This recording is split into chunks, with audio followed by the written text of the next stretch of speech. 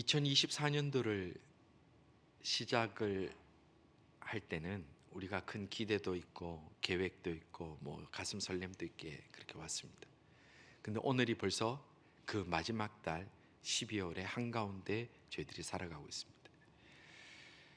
우리가 2024년을 시작할 때 우리에게는 가정의 소원이 있었고, 우리 자녀들을 위해서 바라는 기도 제목들이 있었고, 우리의 경제적인 문제, 우리의 건강의 문제, 우리의 관계의 문제, 많은 소원함들이 있었고, 그리고 거기에 대한 기대를 가지고 지금까지 왔습니다만은, 지금 이제 와서 지난 한 해를 돌아보니까 어쩌면은 그 버나드 쇼가 묘비병에 썼다고 하는 우물쭈물하다가 나 이렇게 될 줄 알았어 라고 하는 것처럼, 나 너무 우물쭈물하다가 이렇게까지 온 것은 아닌가라고 돌아봐지는 분들도 있을 수 있을 겁니다. 그런데 내가 스스로 돌아봐도 나 우물쭈물하게 살지 않았어. 나 스스로 돌아봐도 나 정말 열심히 산 것 같아. 내가 하나님 앞에 믿음 생활도 바로 하려고 그러고 그렇게 살았는 것 같아 라고 생각하는데, 그런데 결과물을 보니까 여전히 내가 기도하고 바라고 소원했던 것들이 이루어지지 아니하고, 오히려 상황은 더 어려워진 것 같고, 우리의 가정 문제는 그대로 있는 것 같고, 자녀들은 여전히 속을 썩이고, 건강은 여전히 몸은 안 좋아지고, 관계는 여전히 아프고, 여러 가지 문제들이 계속 있다면 우리는 어떤 마음이 들까 하는 것입니다. 내가 지금까지 열심히 왔는데, 내가 지금 이룬 것이 뭐지? 내가 지금 열심히 한 해를 왔는데 지금 내 앞에 당면하고 있는 것이 뭐지? 어쩌면 이것이 좋은 것이 아니라 우리에게 너무 아직도 아프고 아직도 고통스럽고 아직도 해결이 되지 않는 문제들이 가득한 것은 아닐까? 우리는 그런 상황이, 그런 마음이 든다면 우리는 참 마음이 참담해지고 답답해질 것입니다. 우리가 읽은 오늘 본문에 보면 이스라엘 백성들이 그랬습니다. 이스라엘 백성들은 출애굽 과정을 통해서 하나님의 놀라운 은혜를 받았습니다. 하나님께서 베푸신 그 놀라운 기적을 통해서 하나님의 살아계심을 체험했고, 하나님이 자신들을 얼마나 사랑하는지를 경험했고, 그래서 그 400년간의 노예 생활을 마치고 온 민족이 출애굽하면서 얼마나 부푼 기대를 가지고 출발했겠습니까? 얼마나 많은 계획들이 있었습니까? 이제는 우리가 노예의 삶이 아니라 우리의 자주족 국가를 세울 것이다, 자주족 백성으로 이제 하나님을 섬기면서 살 것이다. 이렇게 위대한 하나님, 이렇게 놀라운 기적을 베푸시는 하나님과 함께 우리가 살게 되면 우리에게는 어려움이 없다, 그런 큰 꿈을 가지고 왔습니다마는, 그렇게 출발한 지 얼마가 되지 아니하여서 그들이 처음 만났던 것은 홍해였습니다. 그 놀라운 기적을 경험하고 왔는데 홍해가 가로막고 있습니다. 원망합니다. 그런데 하나님은 하나님의 백성을 홍해 가운데서도 그 기적과 같은 것으로 홍해를 가르시고 그 바다를 건너가게 하시고, 그리고 자기를 죽이려고 쫓아오던 모든 군대들을 거기서 수장되어 죽게 하셔서 그들이 하나님을 찬양하도록, 그래서 그렇지 않아도 가슴 벅차서 하나님이 우리 함께 하실 거라고 했는데 잠시 원망했지만 하나님이 그래도 또 위로해 주셔서 홍해까지 건너게 하는 이런 어마어마한 기적을 경험하게 하고 이제 광야길로 들어가게 했으니까 이 백성들의 마음이 얼마나 벅찼을까요? 하나님이 우리에게 어떻게 하실지 얼마나 기대가 됐을까요? 이제 우리에게는 승승장구할 일밖에 없다, 이제는 대도무문이다, 아무것도 이제 걸리는 거 없다, 막 나갈 거라고 생각했습니다. 그렇게 홍해를 건너고 며칠이 지났느냐? 딱 3일이 지났는데 그들의 마음이 다 무너져 버리게 됩니다. 일주일이 간 것도 아닙니다. 딱 3일이 지났는데 그들의 꿈은 다 무너집니다.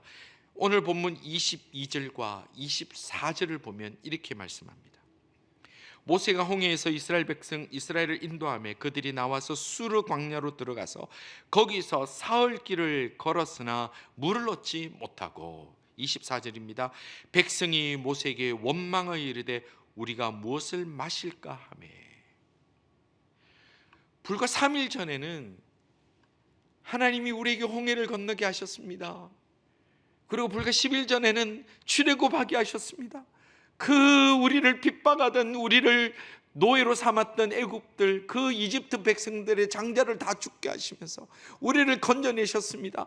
우리를 사랑해 주심이 감사합니다. 환호했던 그들이 이제는 물을 더 얻지 못하는 것 때문에 모세를 원망하고 괴로워하고 있는 거예요. 자, 여러분, 이게 남의 일 같은 게 너무 먼 얘기 같나요? 우리가 현실적으로 얘기를 해볼까요?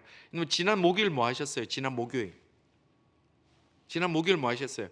기도하시고 말씀 받죠. 예, 전도도 하셨을 거예요.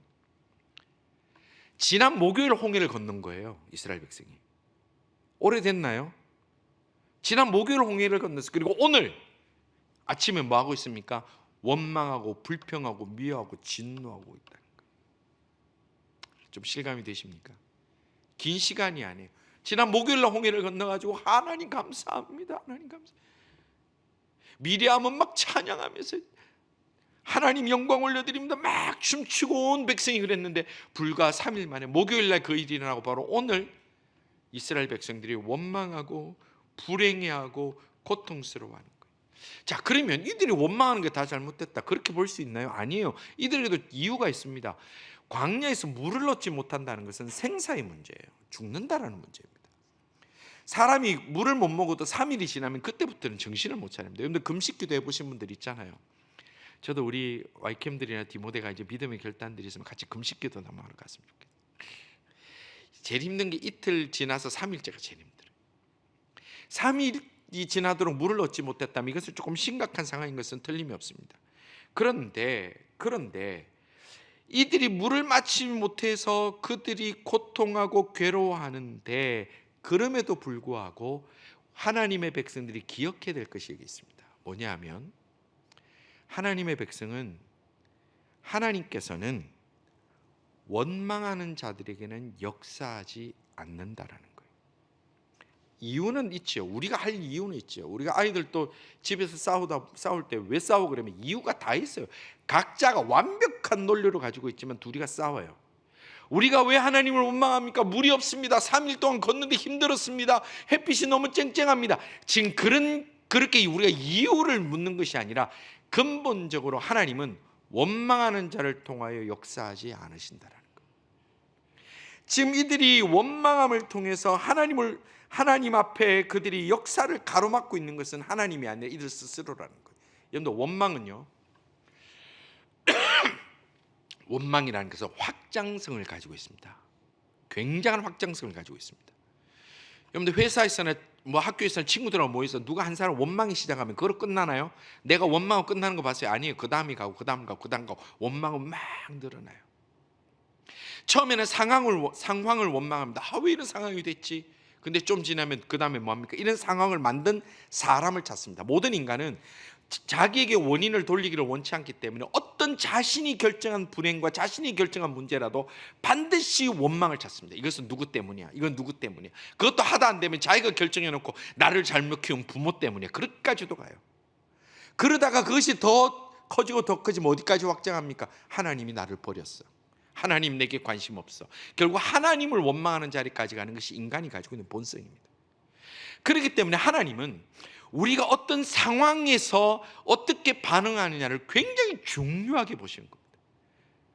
우리가 원망할 만한 상황이 아니어서가 아니라, 우리가 원망할 만한 상황이 되었을지라도 하나님은 하나님의 백성들이 하나님을 믿고 의지함으로 원망이 아니라 하나님을 바라보는 선택을 하기를 원하신다라는 사실입니다. 성도 여러분, 우리가 12월에 이 달을 좀 살아갑니다. 지난 한 해를 돌아볼 때 우리에게 원망할 것들이 있습니까? 있을 수 있습니다.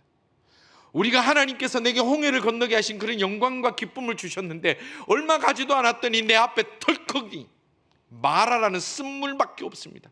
마실 물이 없습니다. 내가 이제 목이 말라 쓰러질 것 같습니다. 그런 때에 우리가 무엇을 하고 어떤 선택을 했느냐? 우리가 어쩌면 원망하고 있지 않습니까? 이것은 누구 때문이야?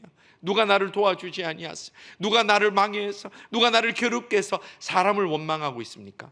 아니면 더 나아가서 환경을 원망합니까? 하나님을 원망합니까? 성경에는 원망을 통해서 얻을 수 있는 것은 단 하나도 없습니다. 성경에서 원망을 통해서 자신의 뜻을 이룬 경우는 단 한 번도 없습니다. 원망하는 사람은 하나님의 역사를 스스로 차단하는 사람입니다. 원망하는 사람은 자신이 당한 환경을 결코 넘어서지 못하는 한계를 스스로 설정한 사람이라는 겁니다. 오늘 성경에 보면 어렵지 않아서가 아니라, 원망할 수 없어서가 아니라, 그런 상황에도 불구하고 또 다른 선택을 한 인물이 성경에 말씀하고 있습니다. 그 사람을 바로 모세입니다. 모세는 똑같은 상황이지만 그는 선택이 달랐습니다. 아니면 어쩌면 이가 더 힘들 수 있어요. 왜냐하면 자기가 지도자잖아요. 출애굽했잖아요. 그 많은 사람을 데리고 지금 왔는데 홍해를 또 건넜습니다. 근데 말 앞에 덜커덕 서고 자기 눈앞에서 사람들이 원망합니다. 사람도 눈앞에서 막 화를 냅니다. 나 마실 물이 어디 있냐고 얘기를 합니다. 아니 모세들 어떻게 해요? 모세가 무슨 방법이 있어요? 모세가 방법이 있어요? 모세도 너무 힘들었을 거예요. 그런데 모세가 선택할 수 있는 것이 무엇이었을까? 모세가 이때 무엇을 선택할 수 있었을까? 모세가 하고 싶었던 게 뭐였을까? 여러분들이 지금 모세라면 어떻게 하셨을 것 같아요? 자, 여러분들 모세예요. 그럼 여러분 어떤 선택하셨을 것 같아요? 요즘은 조금 선택이 이렇게 좀 쉬워질 것 같아요. 일단 계엄을 선포해요. 그리고 특수부대장 여호사를 불러가지고 저 불평하는 지도자들 빨리 색출해가지고 구속하고 입을 막아라. 자, 여러분들 그렇게 하면 문제가 해결됩니까? 그렇게 하면 문제가 해결되나요? 아니면 또 다른 방법이 있죠. 야, 나 할 만큼 했어. 내가 더 이상 더러워서 못하겠어. 내가 더러워서 더 이상 이거 못하겠다. 나 안 할래. 그리고 자기 처갓집이 있는 미디안 광야로 그냥 돌아가 버리면 그러면 그 문제 해결됩니까? 어떻게 해야 될까요? 우리는 대부분 이 두 가지 중에 하나를 선택합니다. 그 상황을 막 윽박질러서 불평하지 마 하든지 아이고 너 알아서 해라 난 간다. 내가 뭐 답답해서 도망가는 거 이 두 가지 선택을 해요. 근데 지금 모세의 선택을 우리가 볼까요?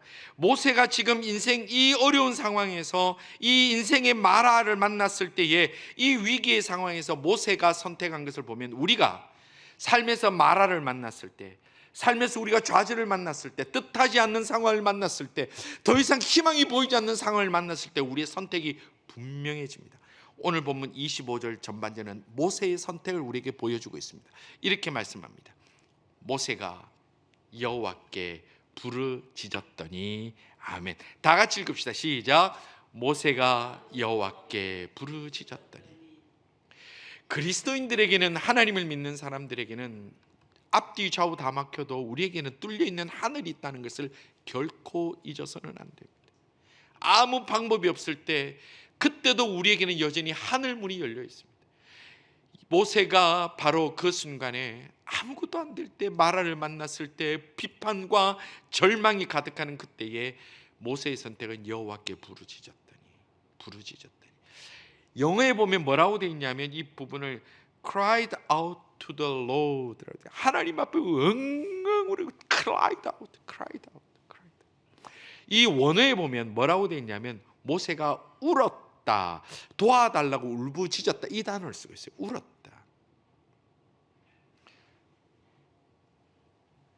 좋게 말해서 기도했다고 하지만 원뜻은 하나님 앞에 엉엉 울었다는 거예요. 모세가 엉엉 울었다는 거지. 몇 살이에요 지금? 모세가 80세가 넘었어요. 엉엉 울었다는 거예요. 얼마나 답답했으면. 아직도 눈물이 남아있는 하나님의 사람들은 복된 사람입니다. 눈물이 마른 거는요, 어른이 된 게 아니라 내가 메말랐다는 거예요. 울 줄 알아야 돼요. 성도 여러분, 80이 되셨어도 모세처럼 마라를 만나면 울면서 기도할 수 있는, 아직도 내 가슴이 성령으로 촉촉해져 있는 하나님의 사람들 다 되시기를 주님의 이름으로 축원합니다. 울 수 있는 사람, 하나님 앞에 부르짖으며 울 수 있을 때에 그때의 하나님의 역사가 시작되는 거예요. 늘 잘 될 것만 같은 이 한 해에, 늘 잘 될 것만 같은 내 사업에, 내 생업에, 내 계획에 마라를 만났을 때,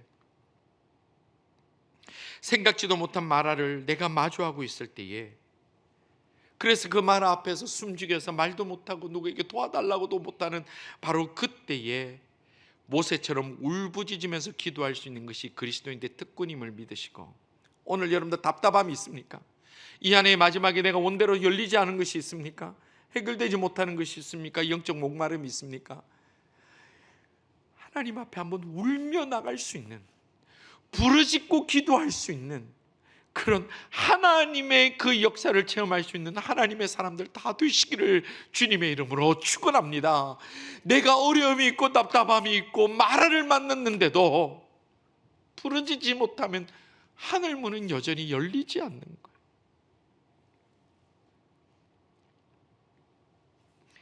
그래서 마라 앞에서도 부르짖음으로 말미암아 좌절이 아니라 돌파해 나갈 수 있는 하나님의 사람들, 믿음의 가정들, 우리 온 성도들 다 되기를 주님의 이름으로 축원합니다. 우리가 그렇게 하기 위하여 모여서 예배하고 주님 앞에 기도하는 것입니다. 그렇게 하나님 앞에 모세가 부르짖었더니 하나님께서 또 다른 기적을 주시는데 25절 상반절입니다. 다시 한번 읽어봅니다. 제가 읽겠습니다. 모세가 여호와께 부르짖었더니 여호와께서 그에게 한 나무를 가리키시니 그가 물에 던지니 물이 달게 되었더라. 자, 말하는 쓰다는 뜻이죠. 고통이란 뜻이죠. 그 써서 못 먹는 물인데 하나님 앞에 부르짖어서 하나님 저 나무 하나 저거 가지고 가지를 던지라 그랬어요.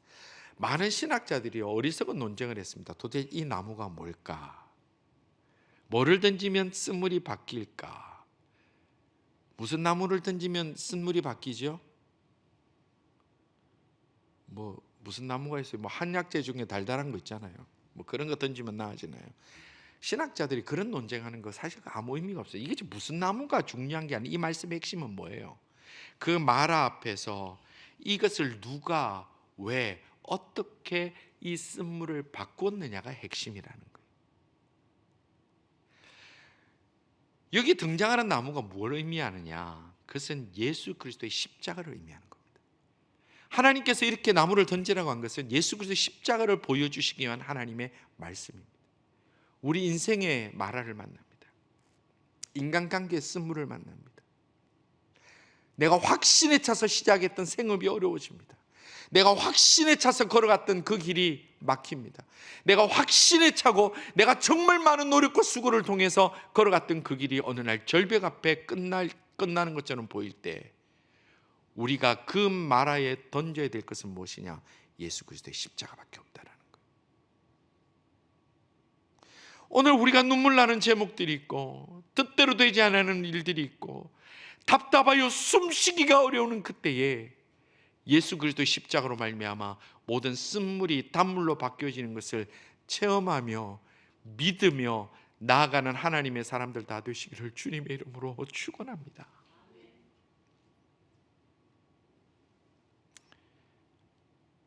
성도 여러분, 이 땅에서 쓴물을 바꿀 수 있는 것은, 우리를 건져낼 수 있는 것은 친구도 있고 돈도 있고 권력도 있습니다. 그래서 그것은 일시적이고 한시적인 겁니다. 온전히 변하지 않는 예수 그리스도로 말미암아 우리의 온전히 근본이 바뀌어지는 역사가 우리의 영혼과 우리의 가정과 우리 교회에 뜨겁게 일어나기를 간절히 소원하고 소원합니다. 교회가 뭡니까? 처음부터 단물이 모인 곳이 교회입니까? 문제없는 사람이 모인 곳이 교회입니까? 아무 어려움이 안 생기는 것이 교회입니까? 아닙니다. 교회는 마라를 만난 사람들이, 쓴물을 먹으면서 배앓이를 하는 사람들이, 쓴물 앞에서 더 이상 방법이 없는 사람들이 모여서 십자가를 붙들므로 자기 인생에 십자가를 던져놓음으로 그 쓴물이 단물로 바뀌는 것을 체험하는 것이 교회라면, 그것이 신앙이라면 우리의 눈물의 제목과 우리의 한계 앞에서 멈춰서 있을 것이 아니라 예수 그리스도로 말미암아 모든 것을 변화시키고 체험하는 하나님의 사람들 다 되시기를 주님의 이름으로 축원합니다. 그 경험과 체험이 있어야 예배의 생명을 걸 수 있고, 그것이 있어야 우리의 삶을 하나님이 기뻐하심 앞에 던져드릴 수 있는 거예요.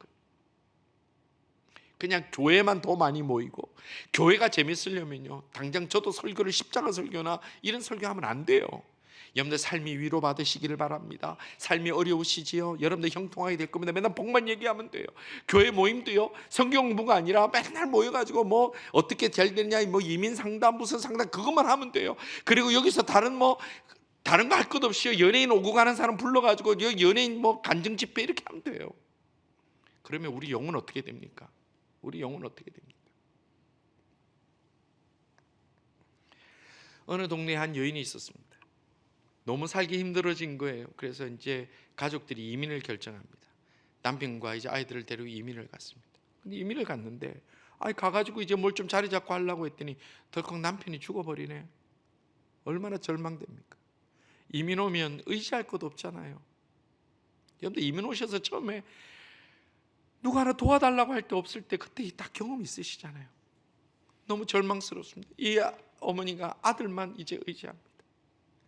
두 아들만 의지하면서 가는데 이 아들이 10년쯤 지나서 이제 장성해서 결혼을 시켰어요.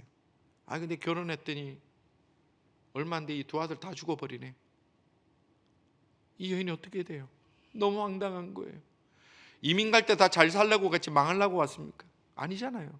근데 왔더니 차라리 내가 이렇게 수고했던 거 내 살던 땅에서 했으면 이렇게 고생 안 했는데 다 죽었네. 다 죽었네. 할 수 없이 고향으로 돌아옵니다. 그랬더니 동네 사람들이 알아보고 어이구 이민 갖고 잘 산다고 왔는데 어떻게 십몇 년 만에 돌아왔네. 어떻게 됐어? 그랬더니 이 여인이 동네 사람들에게 말합니다. 이제부터 나를 이름을 바꿔주시오. 나를 마라라고 부르세요. 불러주세요. 나 너무 힘들고 실패했습니다. 룻기 1장 20절에 이렇게 말합니다. 나오미가 그들에게 이르되 나를 나오미라 부르지 말고 나를 마라라 부르라. 이는 전능자가 나를 심히 괴롭게 하였습니다. 실패했다라는 거. 실패했다라는 거. 성도 여러분, 이민 오면 잘 살 줄 알고 왔는데 잘 살게 되던가요? 만만하던가요? 행복만 하던가요? 형통하기만 하던가요? 이민 오셔서 여러분들 수고하셨던 거 이거 한국에서 했으면 이만큼 못 살았겠습니까? 유학 오니까 세상 내 일이 길이 다 열리는 것 같지요? 열리던가요? 유학 오면 모든 사람이 나를 다 환영해 주던 것 같을까요? 내 길이 다 평탄합니까? 유학 오니까 사람들이 다 나를 따뜻하게 맞이해 줍니까? 결코 아닙니다.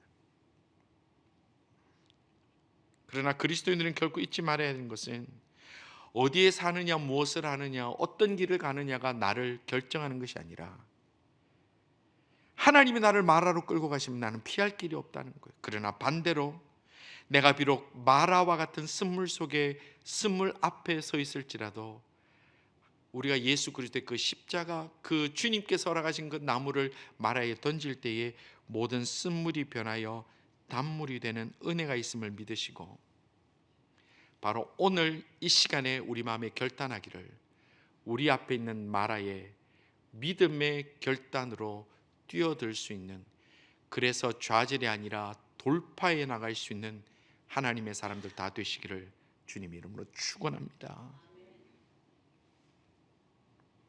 그러면 왜 하나님께서 이스라엘 백성들을 출애굽과 홍해의 그 감격을 허락하셨으면서 바로 홍해 뒤에 3일 만에 이렇게 마라로 가게 하셨을까? 아니 왜 다른 오아시스도 많은데 왜 하필이면 이 마라로 가게 하셨을까? 그 하나님의 뜻을 본문은 밝히고 있습니다. 26절 상반절입니다. 이르시되 너희가 너희 하나님 나 여호와의 말을 들어 순종하고 내가 보기에 의를 행하며 내 계명에 귀를 기울이며 내 모든 규례를 지키면 내가 애굽 사람에게 내린 모든 질병 중 하나도 너희에게 내리지 아니하리니. 아멘. 믿으시기 바랍니다. 아멘. 하나님이 이렇게 마라로 이끄신 이유가 뭘까요? 왜 나를 이렇게 뜻대로 안 되게 하실까요? 왜 나를 쓴물 앞에 서게 할까요? 왜 내가 유학 와서 이렇게 돈 많이 들여서 공부하고 이만히 수고했는데 왜 내게 앞이 보이지 않게 하실까요? 왜 그 많은 세월을 이민 생활 가운데 눈물을 흘리며 살아왔는데 왜 내게 기쁨이 없이 아직도 내게는 절벽밖에 보이지 아니할까요? 하나님이 우리에게 계속해서 외치는 말씀이 있습니다. 순종하라는 것, 그리고 결단하라는 거예요. 하나님만 붙들라는 거예요. 하나님만 붙들라는 거예요. 성도 여러분, 순종과 청종은 다음에 더 부어주실 축복의 문을 여는 기가 막힌 열쇠가 됨을 확실히 믿으시기를 주님의 이름으로 축원합니다. 내가 하나님 말씀 앞에 순종하겠습니다. 어려울수록 더욱 찬양하겠습니다. 어려울수록 주님 붙들겠습니다 할 때에 내 눈에는 보이는 것들이 없지만 그것은 하늘 문을 여는 축복의 열쇠가 된다면 우리의 선택은 분명해야 된다는 거예요. 아무리 어려운 상황을 만나도 부모님의 말씀에 순종하고 청종하고 따르는 자녀가 있다면 부모님은 자기 살을 깎아서라도 있는 집을 팔아서라도 그 자녀가 어려움이 있을 때 도와주려고 합니다. 부모님도 그렇잖아요. 그렇잖아요. 여러분들도 순종 잘해서 부모님 유학 보내준 거잖아요. 돈이 남은 집도 좀 있는 것 같은데, 그렇잖아요. 근데 아무리 자식이지만 부모님 말씀 순종 안 하고 지 뜻대로 하고 지가 잘났고 어려움이 있으면 나만 거기서 피해 가려고 한다면 부모도 사람인지라 마음이 다칩니다. 하나님께서 이 마라 앞에서 우리에게 원하시는 결단은 뭐냐 하면 마라 앞에서도 순종하고 청종할 것을 작정하기를 원하신다는 거예요. 다시 한번 여러분도 되돌아봅시다. 이 안에 이제 마지막 때를 살아갑니다. 우리 뜻대로 안 된 것이 있지요. 우리 마음대로 안 되는 것이 있죠. 여전히 보이지 않는 길이 있습니다. 여전히 말아갔습니다. 여전히 절벽 앞에 서 있습니다. 그러나 하나님 원하시는 것은 말씀에 대한 순종이요 청종이라는 것을 기억하고 그 모든 환경을 바꾸어 버리는 하나님의 역사를 체험하는 하나님의 사람들 다 되시기를 주님의 이름으로 축원합니다. 하나님을 의지하면 하나님께서 고치십니다. 체험하시기를 바랍니다. 하나님만 붙들면 하나님의 역사가 시작됩니다. 고통이 없는 인생은 없습니다. 그러나 기도하는 사람과 기도하지 않는 사람은 아닙니다. 눈물 없는 인생은 없습니다. 부르짖는 사람과 부르짖지 않는 사람은 아닙니다. 부르짖고 기도함으로 말미암아 하나님께서 우리를 결코 실망시키지 아니하시고 하나님을 찾는 자를 버리지 아니하시고 언제나 지켜주시는 분임을 체험하고 믿고 나아가므로 우리 이제 얼마 남지 않은 이 해 며칠 동안이라도 새로워지는 이 결단으로 우리의 모든 상황이 역전되고 우리의 모든 상황이 바뀌어지는 하나님의 사람들 다 되시기를 주님의 이름으로 축원합니다.